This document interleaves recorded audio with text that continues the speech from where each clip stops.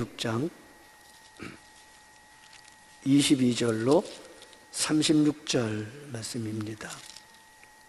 구약성경 1207페이지 에스겔 36장 22절로 36절 말씀을 합독하시겠습니다. 시작. 그러므로 너는 이스라엘 족속에게 이르기를 주 여호와께서 이같이 말씀하시기를 이스라엘 족속아 내가 이렇게 행함은 너희를 위함이 아니요 너희가 들어간 그 여러 나라에서 더럽힌 나의 거룩한 이름을 위함이라. 여러 나라 가운데서 더럽혀진 이름 곧 너희가 그들 가운데에서 더럽힌 나의 큰 이름을 내가 거룩하게 할지라.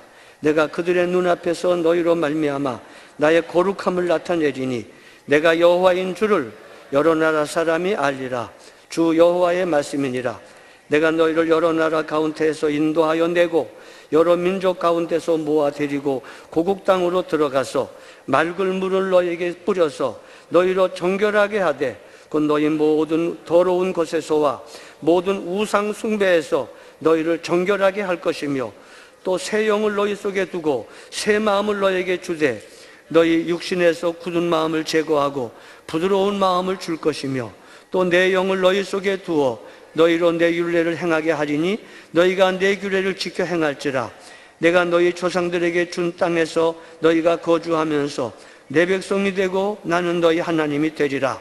내가 너희를 모든 더러운 데에서 구원하고 곡식이 풍성하게 하여 기근이 너희에게 닥치지 아니하게 할 것이며 또 나무의 열매와 밭의 소산을 풍성하게 하여 너희가 다시는 기근의 욕을 여러 나라에서 당하지 아니하게 하리니 그때 너희가 너희 악한 길과 너희가 좋지 못한 행위를 기억하고 너희 모든 죄악과 가증한 일로 말미암아 스스로 밉게 보리라. 주 여호와의 말씀이니라. 내가 이렇게 행함은 너희를 위함이 아닌 줄을 너희가 알리라. 이스라엘 족속아 너희 행위로 말미암아 부끄러워하고 한탄할지어다. 주 여호와께서 이같이 말씀하셨느니라. 내가 너희를 모든 죄악에서 정결하게 하는 날에 성읍들의 사람이 거주하게 하며 황폐한 것이 건축하게 할 것인즉 전에는 지나가는 자의 눈에 황폐하게 보이던 그 황폐한 땅이 장차 경작이 될지라.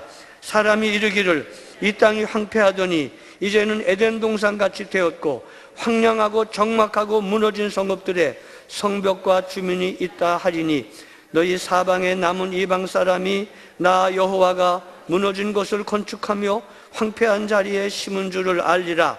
나 여호와가 말하였으니 이루리라. 아멘.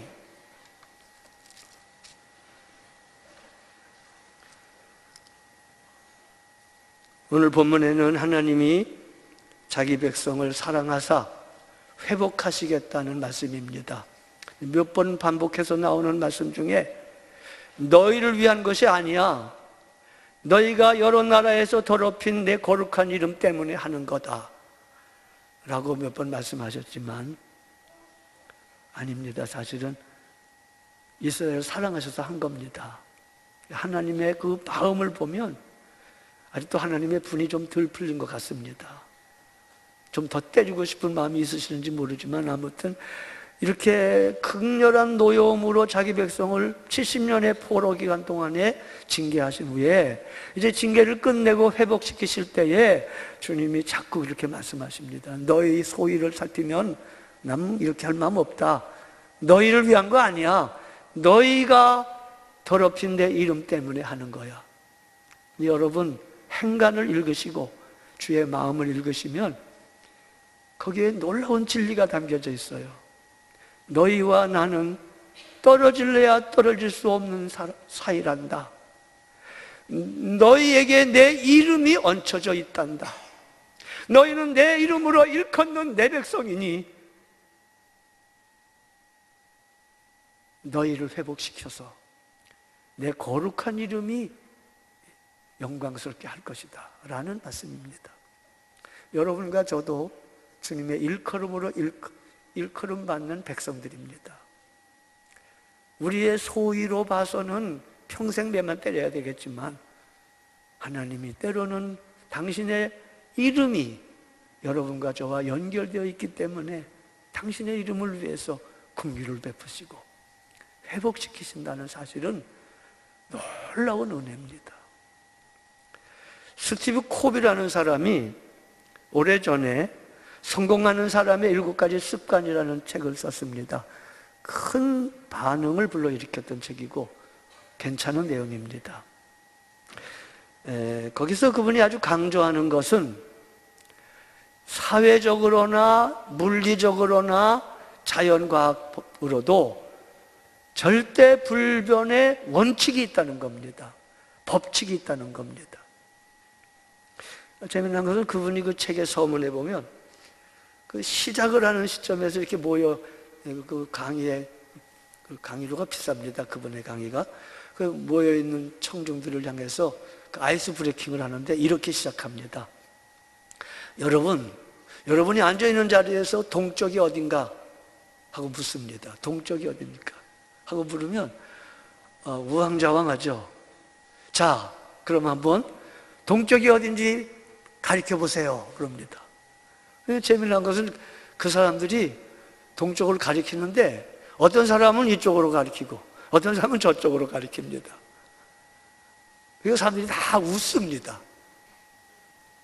손을 내리라고 그런 다음에 스티브 콥이는 이렇게 말합니다. 의견이 갈리는군요. 그러면 동쪽이 어딘지 다수결로 정합시다. 그쯤 되면 폭소가 터지는 겁니다. 그러니까 이제 말하자면 강의 전에 사람들의 마음을 확 여는 아이스 브레이킹, 지금 참 탁월한 브레이킹입니다.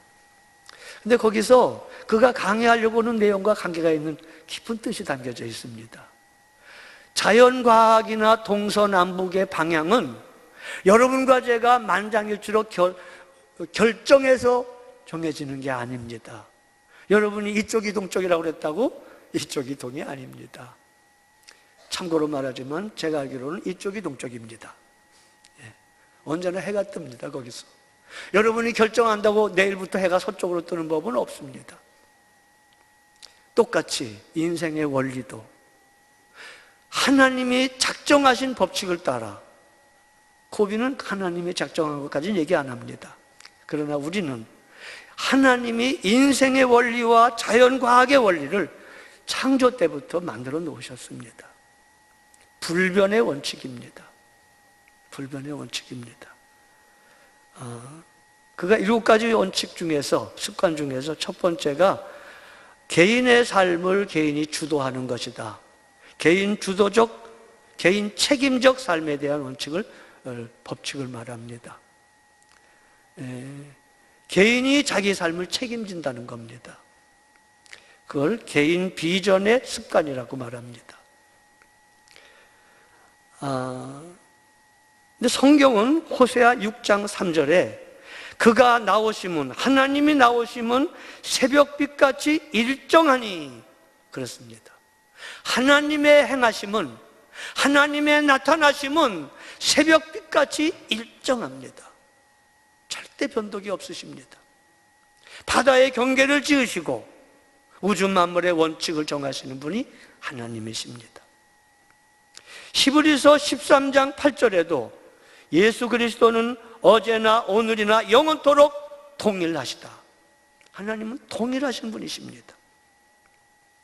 그가 행하시고자 하는 원칙을 오늘부터 몇 시간에 걸쳐서 말씀드릴 겁니다. 하나님이 행하고자 하는 원칙, 하나님의 행하심은 돌발적이 아닙니다. 예측 불허하신 행동을 하지 않습니다. 하나님은 행하실 때 일정한 원칙을 갖고 행하십니다. 그것은 첫째로 행하시고자 하시는 일을 자기 백성들에게, 자기 사람들에게, 그 종 선지자들에게 보이시고 알리시고 행하시는다. 이게 하나님의 행하심의 첫 번째 원칙입니다. 이 말씀을 정확하게 묘사한 말씀이 아모스 3장 7절입니다. 아모스 3장 7절에 보면 이렇게 되어 있습니다. 주 여호와께서는 자기의 비밀을 그 종 선지자들에게 보이지 아니하시고는 결코 행하심이 없으시리라. 부정적 표현을 써가시면서 완벽하게 표현하신 겁니다. 자기 종 선지자들에게 보이지 아니하고는 단 한 번도 행할 일이 없다. 그건 절대적인 표현을 말할 때 이렇게 부정적 표현을 쓰십니다. 주 여호와께서는 자기의 비밀을 그종 선지자들에게 보이지 아니하고는 단 하나도 행하지 아니하신다. 결코 행하지 아니하신다. 심판할 때도 심판한다고 미리 말하고 심판하시고, 회복할 때도 회복한다고 말씀하시고 회복하십니다. 예언자들의 이야기가 그거 아닙니까? 하나님이 매를 때리고 바벨론의 70년의 포로로 징계를 내시기 전에 끝까지 마지막 순간까지 예레미야를 통하여 울며 징계와 심판을 예언하셨습니다. 이제 70년 포로 거의 지나서 하나님은 에스겔 선지자에게 회복을 말씀하실 때도 동일하게 미리 하나님의 행하고자 하시는 회복을 말씀하시고 그리고 행하십니다. 자기 민족의 절망의 때에 망향의 땅 바벨론에서 그발 강가에서 낙심하고 자조하고 있는 이스라엘 백성, 에스겔 37장에 보면 마른 뼈의 환상이 나오는데 죽은 지 오래되어 말랐습니다. 살은 다 없어지고 뼈만 남았고 그 뼈가 말랐습니다. 이스라엘 백성들은 자조적인 탄식을 합니다. 우리는 죽은 지 오래된 마른 뼈와 같다. 이렇게 낙심하고 있는 그들에게 하나님이 말씀하십니다. 절망하지 말아라. 낙심하지 말아라. 하나님이 너희를 버리지 않았다. 하나님이 너희를 구원할 거다.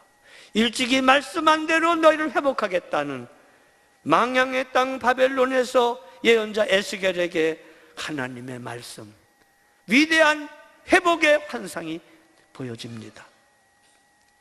우상 숭배와 패역함으로, 하나님의 말씀에 불순종함으로 다니엘과 에스겔이 말한 바와 같이 하나님을 떠나 우상을 숭배하며 언약을 저버린 자기 백성들, 그래서 열국의 찌꺼기같이 되었고 더럽혀졌던 자기 백성 이스라엘의 회복에 대한 놀라운 환상을 말씀하고 있습니다.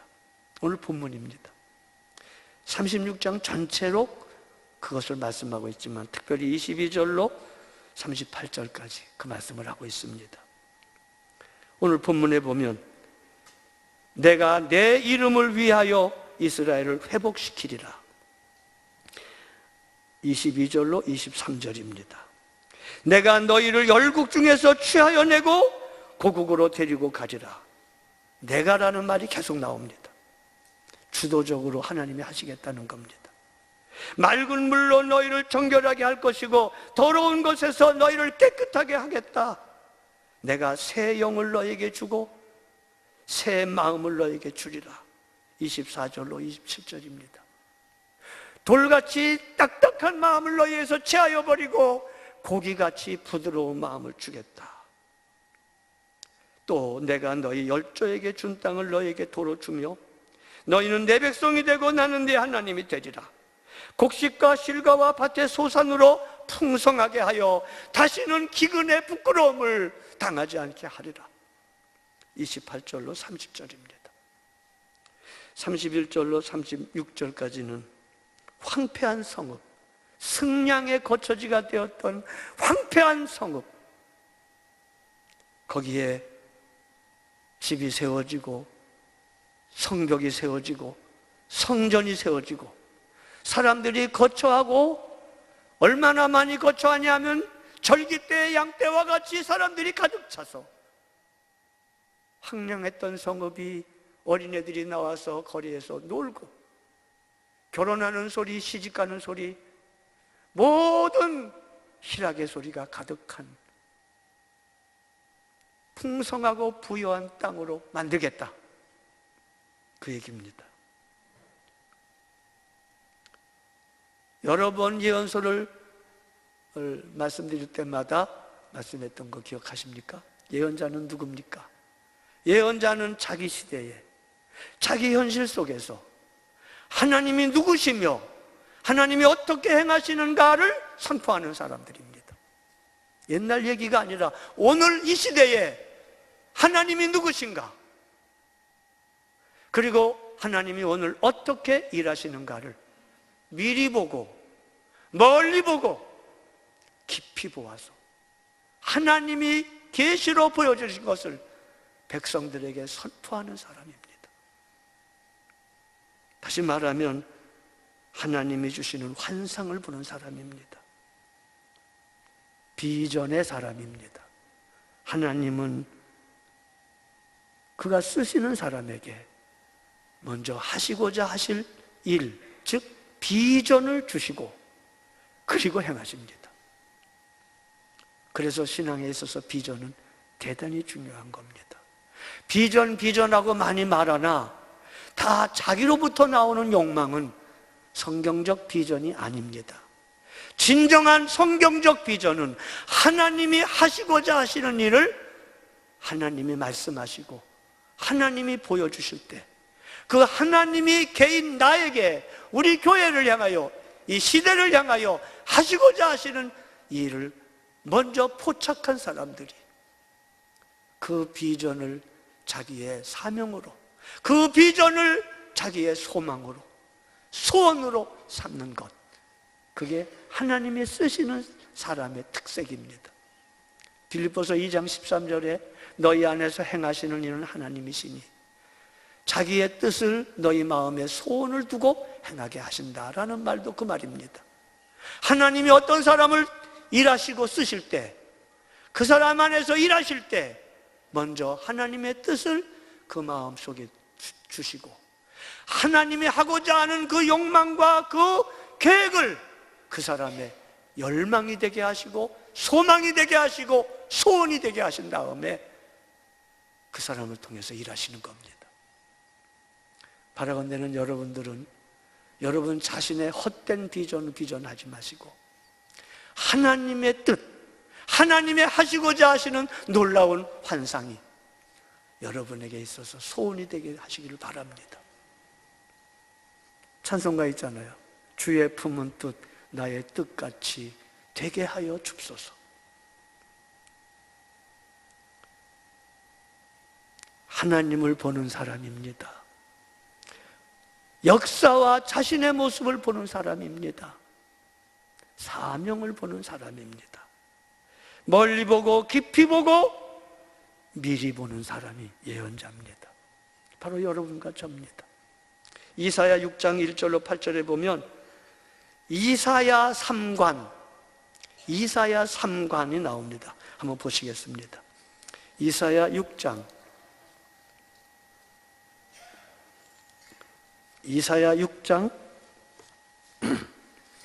1절로 8절. 이사야 3관, 이사야가 세 가지를 봤다는 겁니다. 이게 비전의 사람입니다. 보는 게 비전입니다. 텔레비전 보는 겁니다. 보는 게 비전입니다. 텔레비전에 집중하지 마시고 하나님의 비전, 세계 비전에 집중하셔야 됩니다. 이사야가 보았습니다. 자, 1절부터 읽습니다. 이사야 6장 1절부터 4절 읽습니다. 시작. 우시야 왕이 죽던 해에 내가 본즉 주께서 높이 들린 보좌에 앉으셨는데 그의 옷자락은 성전에 가득하였고 스라필이 모시고 섰는데 각기 6날개가 있어 그 둘로는 자기 얼굴을 가리었고 그 둘로는 자기의 발을 가리었고 그 둘로는 날며 서로 불러 이르되 거룩하다 거룩하다 거룩하다 만군의 여호와여 그의 영광이 온 땅에 충만하였다 하더라. 이같이 화답하는 자의 소리로 말미암아 문지방의 터가 요동하며 성전의 연기가 충만한지라. 좀 더 읽겠습니다. 여기 보면 먼저 이사야는 하나님을 보았습니다. 언제? 우시야 왕이 죽던 때에, 민족의 위기를 만났을 때에, 오랫동안 유다를 다스렸던, 하나님을 경외했던 우시야 왕이 죽던 때에, 그 죽음은 비참했었습니다마는 일설에 의하면 이사야와 우시야는 친척 관계라고 말합니다. 나라를 다스렸던 우시야 왕이 죽던 해, 온 나라 백성들의 사기가 떨어지고 당황했던 때, 미래를 예측할 수 없었던 때, 어쩌면 오늘 우리와 그렇게 비슷합니까? 그때에 성전에서 하나님의 보좌에서 자정하여 앉으신 하나님의 모습을 보았습니다. 하나님을 보았습니다. 5절부터 읽습니다. 시작. 그때에 내가 말하되 화로다 나여 망하게 되었도다. 나는 입술이 부정한 사람이요 나는 입술이 부정한 백성 중에 거주하면서 만군의 여호와신 왕을 배웠음이로다 하였더라. 그때의 스랍 중에 하나가 부젓가락으로 제단에서 집은 핀 숯을 손에 가지고 내게로 날아와서 그것을 내 입술에 대며 이르되 보라 이것이 내 입에 닿았으니 내 악이 제하여졌고 내 죄가 사하여졌느니라 하더라. 이사야가 두 번째 본 것은 자기를 본 겁니다. 거룩하신 하나님 앞에 하나님을 볼 수 없는 자기, 거룩하신 하나님 앞에 설 수 없는 자기, 화로다 나여 망하게 되었도다. 나는 입술이 부정한 자요 나만 아니라 이 나라가 입술이 부정한 나라입니다. 나는 입술이 부정한 자요 죄인이요 나는 입술이 부정한 자의 사이에 속에 살고 있는 자입니다. 그런데 내가 만군의 하나님 여호와를 배웠습니다. 죽게 되었습니다. 자기가 처한 역사의 현실을 봅니다. 참혹한 현실을 보고 자신의 죄인됨을 보게 됩니다. 하나님 앞에 직면하여 설 때 비로소 자신이 얼마나 그 거룩하신 하나님 앞에서 거룩하지 않은 존재인가, 죄인된 모습을 보게 됩니다. 이게 이사야가 두 번째 본 겁니다. 8절 읽습니다. 시작. 내가 또 주의 목소리를 들으니 주께서 이르시되 내가 누구를 보내며 누가 나를 위하여 갈고 하시니 그때에 내가 이르되 내가 여기 있나이다 나를 보내소서 하였더니, 역사가 참혹하다고, 사람들이 못됐다고, 불의가 판을 친다고 낙심하고 비난만 해서는 안 됩니다. 여러분과 저는 하나님의 사람으로, 여러분과 저야말로 이 역사에 대해서 책임이 있는 존재입니다. 누구 탓하지 말아야 됩니다. 하나님이 이사야에게 말씀합니다. 내가 누구를 보내며 누가 나를 위하여 갈고. 이사야 딱 앞에 있는데 하나님이 이사야를 보면서 내가 누구를 보내며 누가 나를 위하여 갈고. 당연히 이사야를 보고 하시는 말씀이죠. 본 사람이, 비전을 받은 사람이 가야죠. 그러니 이사야가 내가 여기 있나이다 나를 보내소서. 하나님의 사람은 역사의 문제를 파헤치는 사람이 아닙니다. 물론 예민하게 알아야 됩니다. 그러나 하나님의 사람은 하나님의 보내심을 받아 자기가 살고 있는 가정과 역사에 책임을 지는 사람입니다. 즉 사명적 존재입니다. 이사야는 사명을 보았습니다.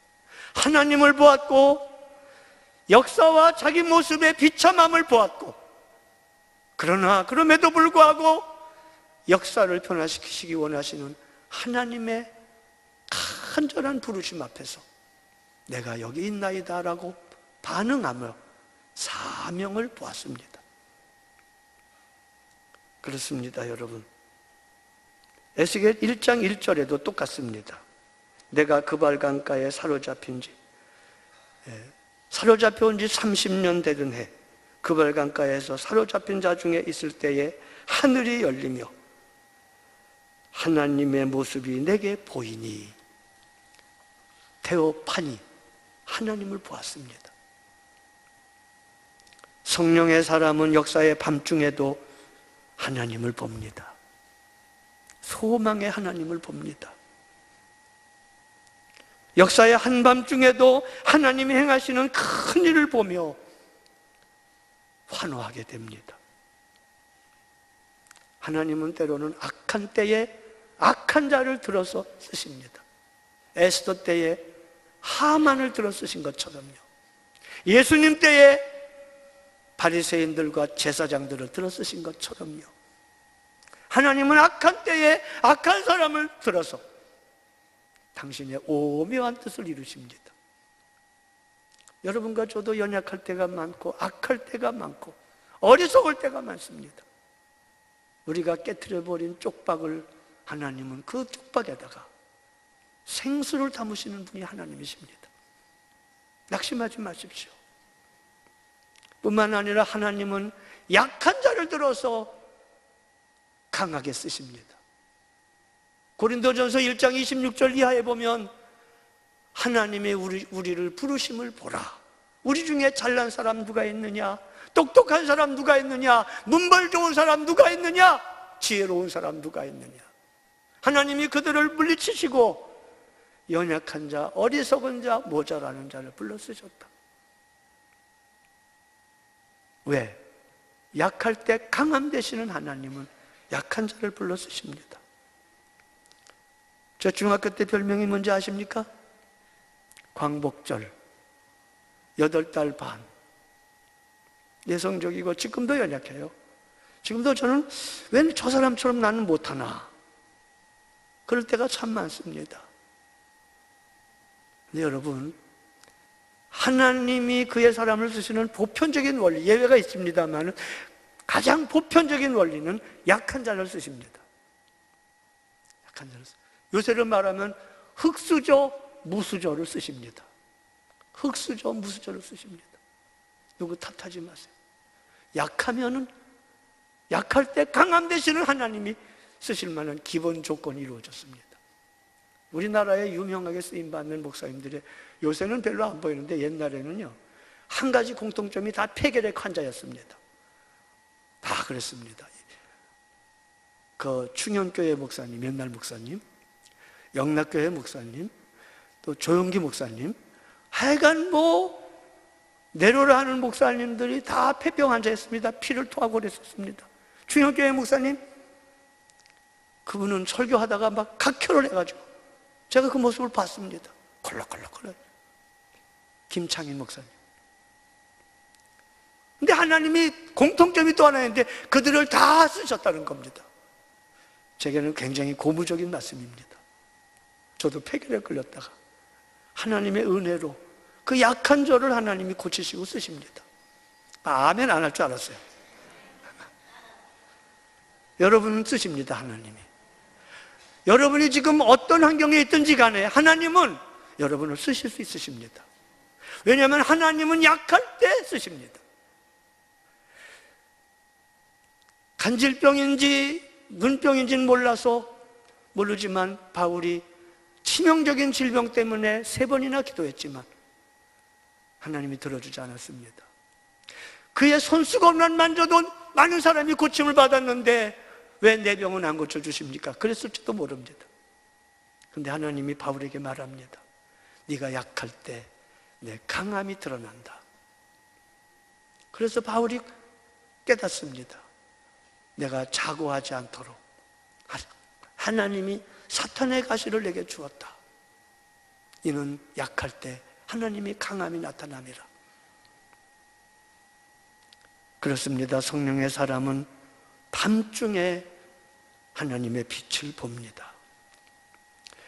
밤이 깊을수록 별빛이 빛나는 것처럼 성령의 사람은 어둠의 한밤중에 하나님을 봅니다. 요엘 2장 28절에 그 후에 내가 내 영을 만민에게 부어주리니 너희 자녀들이 장래일을 말할 것이며 너희 늙은이는 꿈을 꾸며 너희 젊은이는 이상을 볼 것이며. 그렇습니다. 하나님이 하시고자 하시는 일이 신자들, 여러분과 저의 비전이 됩니다. 하나님의 비전을 일찍이 발견하면 인생이 변화됩니다. 8달 반도 목사가 됩니다. 사랑하는 여러분, 약하십니까? 어렵습니까? 모든 계획이 좌절되어 혹시 죽을 계획을 갖고 계십니까? 아니죠. 아니죠. 여러분은 지금 하나님이 쓰실 만한 기본적인 조건이 충족되어 있는 사람입니다. 어떻게? 약하니까. 약하니까 하나님이 쓰십니다. 하나님의 비전은 그 비전을 본 사람의 일생을 변화시킵니다. 열정과 능력을 주십니다. 하나님의 시선으로 자기를 바라보며 역사를 바라볼 때 이사야 선지자처럼 화로다 나여 망하게 되었다라고 말할 때 하나님이 그를 붙잡아 쓰시고 하나님이 행하시는 놀라운 구원의 일을 선포하게 하십니다. 에스겔 37장 13절에 보면 이렇게 말씀합니다. 내 백성들아, 내가 너희 무덤을 열고 너희를 그 무덤에서 나오게 하여 내가 여호와인 줄 알게 하리라. 가장 비참한 사람이 무덤에 묻혀서 아무도 기억하지 않는 사람입니다. 이스라엘 백성들이 지금 자기들을 가리켜서 죽은 지 오래되어 무덤에 있는 자와 같다고 부르짖었습니다. 에스겔 37장에는 에스겔 골짜기에 무덤이 보여지고 있습니다. 뼈들을 보이고 있습니다. 그게 이스라엘 백성들의 모습입니다. 그런데 하나님이 말씀하십니다.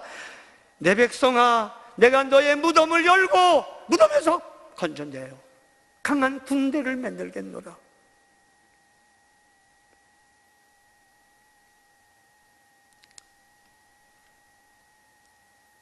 하나님은 그의 사람들에게 비전과 열정을 주십니다. 능력을 주십니다. 하나님의 비전은 우리를 격동시킵니다. 우리를 격동시켜서 거룩한 습관을 만들게 하십니다. 남아메리카의 어느 청년이 오래전 얘기입니다. 칼 막스의 공산주의 사상에 눈이 번쩍 띄었습니다. 그리고 거기에 공산주의 사상의 일생을 헌신하기로 결심했습니다. 그리고 제일 먼저 사랑하는 약혼녀에게 편지를 씁니다. 나는 더 이상 당신과 약혼관계를 유지할 수 없겠습니다. 나는 낮에는 공산주의 사상을 위해서 일하고 밤에는 공산주의의 꿈을 꾸며 잡니다. 나는 이미 여러 번 공산주의 때문에 감옥에도 갇혔다 나왔습니다. 나는 필요하다면 나를 쏘려고 하는 소총수 앞에도 내가 믿는 사상을 위해서라면 설 용의가 있습니다. 그러니 나를 잊어주십시오. 불타는 세계라는 책에 나온 예화입니다. 실제 얘기입니다. 하나의 이데올로기, 하나의 사상이 사람을 변화시킵니다. 근데 그게 어떤 사상이냐? 공산주의 사상에 물든 이 젊은이는 거기에 헌신합니다. 그래서 온 세계가 한때 빨갛게 물들였던 적이 있었습니다. 칼 막스가 유토피아를 말하고 있지만 지금 결과는 비참합니다. 우리 주님, 우리 주 하나님은 우리에게 영원한 나라를 약속하고 있습니다. 창조주이시고 구원주이신 하나님께서 여러분과 저에게 놀라운 비전을 주시고 여러분과 저의 눈이 번쩍하고 띄어질 때 그 사람이 이전에 어떤 사람이었는가는 문제되지 않습니다. 그 사람의 빛나는 비전이 그 사람을 사로잡게 될 것입니다. 새로운 열정을 부여하게 될 것이며 하나님의 능력을 주실 것입니다. 그렇습니다. 하나님의 비전은 우리를 격동시키며 우리를 변화시키며 거룩한 열심을 줍니다. 1992년 이후에 저의 목회 시절에 어려움이 있었습니다. 앞길이 보이지 않았던 때가 있었습니다. 그때 부목사로 있었고 자유롭지 못했습니다. 휴일을 맞이해도 혹시 교회가 차가 여유가 있으면 그 차를 타고 짧은 시간에는 남산을 갔고 한나절 이상 시간이 있으면 소양강, 춘천을 갔습니다. 왜냐하면 그때 하나님이 제게 이렇게 말씀하셨기 때문입니다. 너를 향한 내 뜻은 소양강 댐과 같다. 어마어마하다. 너를 향한 내 뜻은 소양강 댐과 같다. 그렇게 말씀하셨기에 저는 울적할 때마다 상황이 안 좋을 때마다 소양강 댐을 보고 왔습니다. 그리고 확인하고 왔습니다. 아, 소양강 댐이 넓구나. 소양강 댐이 크구나. 하나님, 할렐루야. 그러고 왔습니다. 저만 아닙니다. 여러분도.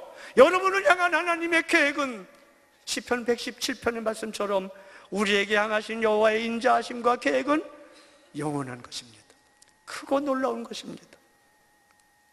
오늘 우리에게 필요한 것은 일상과 범사에서 하나님을 보는 겁니다. 하나님의 부르심과 그의 하시고자 하시는 일을 보는 것입니다. 하나님이 한두 번 하신 말씀을 내가 들었나니 권능은 여호와께 속한 것이다. 권능 문제를 갖고 고민하지 마십시오. 권능은 여호와께 속한 것입니다. 하나님의 비전을 발견하고 내가 여기 있나라고 비전 앞에 응답하면 권능은 하나님께 주시는 겁니다. 하나님께서 이미 여러분과 저를 부르셨습니다. 제단 숯불로 이사야를 지진 것처럼 주님의 십자가의 보배 피로 우리를 정결하게 하셨습니다. 그리고 거룩하고 영광스러운 사명과 비전을 주셨습니다. 세상 나라가 우리 주와 그 그리스도의 나라가 되어 영원토록 다스리는 하나님의 비전, 그게 우리의 비전이 되었습니다. 주님의 재림이 가까운 이때에 거룩함이 회복되며 영적 추수가 이루어지며 세상을 변화시키겠다고 하신 하나님의 놀라운 비전이 여러분과 우리 교회를 통해서 이루실 것입니다. 세상을 변화시키기 전에 가정을 변화시켜야 됩니다. 가정을 변화시키기 전에 내가 변화되어야 됩니다. 어떻게? 주님의 비전이, 여러분과 저를 향한 하나님의 놀라운 비전이, 아까 그 남아메리카의 그 청년처럼 하나님의 비전이 여러분의 눈을 반짝하게 빛날 때 딴 사람이 되는 겁니다.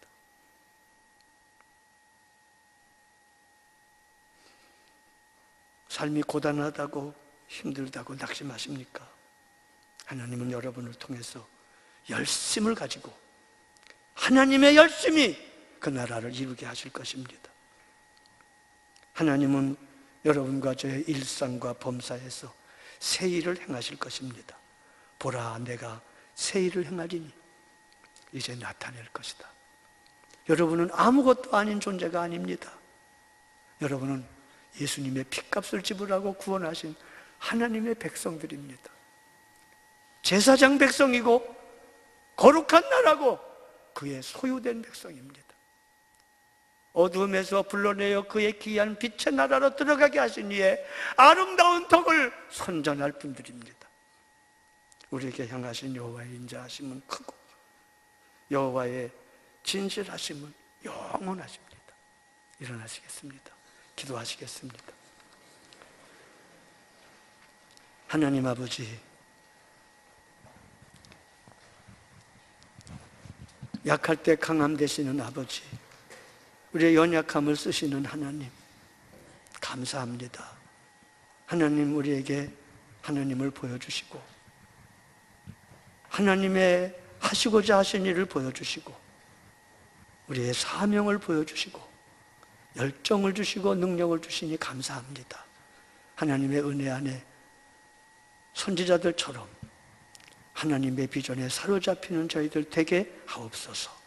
우리 구주 예수 그리스도의 대속하신 은혜와 하나님 아버지의 사랑하심과 주 성령님의 교통하심이 모두에게 함께 하시기를 축원하옵나이다. 아멘.